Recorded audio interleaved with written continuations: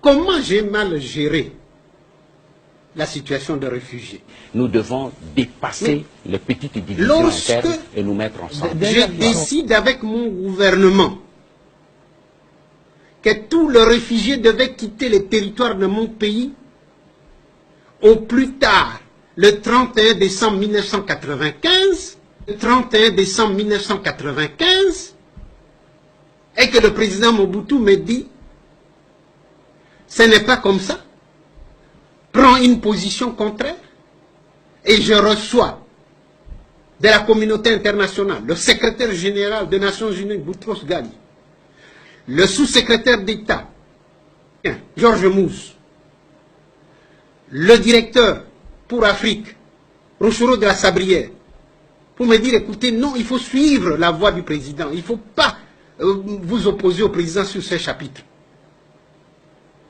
Alors que toute la population du Kivu avait mobilisé ses moyens de transport pour aider les réfugiés à rentrer.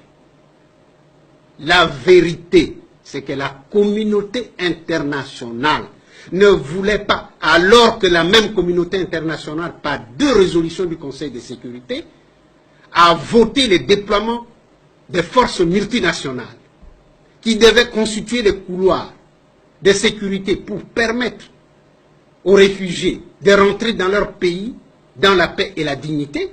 Cette même communauté internationale reviendra sans que les résolutions du Conseil de sécurité aient été démenties par d'autres résolutions, qu'on ne déploierait plus parce que le Rwanda venait de bombarder les camps des réfugiés et que tous les réfugiés sont rentrés. Ne sont plus rentrés dans la paix et la dignité. Sont rentrés avec baïonnettes sur leur dos. Non. Le vrai problème se pose en ces termes-ci. Si les réfugiés étaient rentrés dans la paix et la dignité, que le secrétaire général Boutros Ghali ne cessait de répéter, ils allaient récupérer leurs biens, leurs maisons, et allaient exiger des élections. Et en vertu des dispositions de la Charte des Nations Unies, un homme, une voix, les Hutus allaient revenir au pouvoir. La communauté internationale, Kagame et son pouvoir ne voulaient pas cela. La communauté internationale a le génocide sur la conscience et devait se décharger de cette conscience, de ce génocide, d'une manière ou d'une autre. J'ai pris contact avec le secrétaire général, par 2 fois, à l'Assemblée nationale des Nations Unies de septembre 1994. J'ai été invité par le secrétaire général pour prendre part au Conseil de sécurité en 1995. Il avait été entendu que je devais convaincre le membre permanent du Conseil de sécurité pour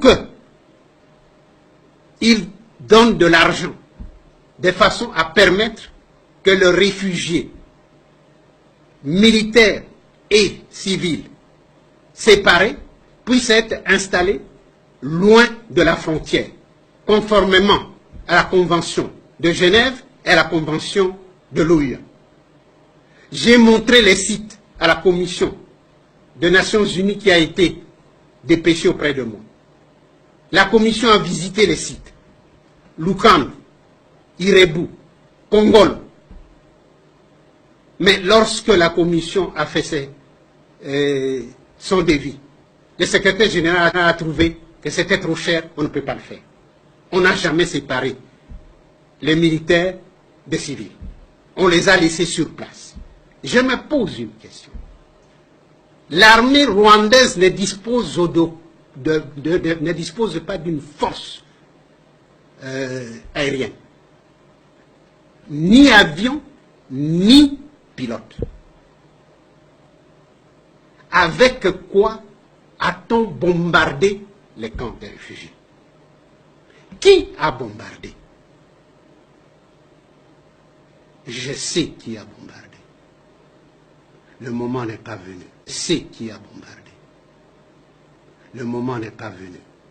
Mais je renvoie ceux qui m'écouteront aujourd'hui de lire le livre de Bernard Debré, Le Retour du Mwami.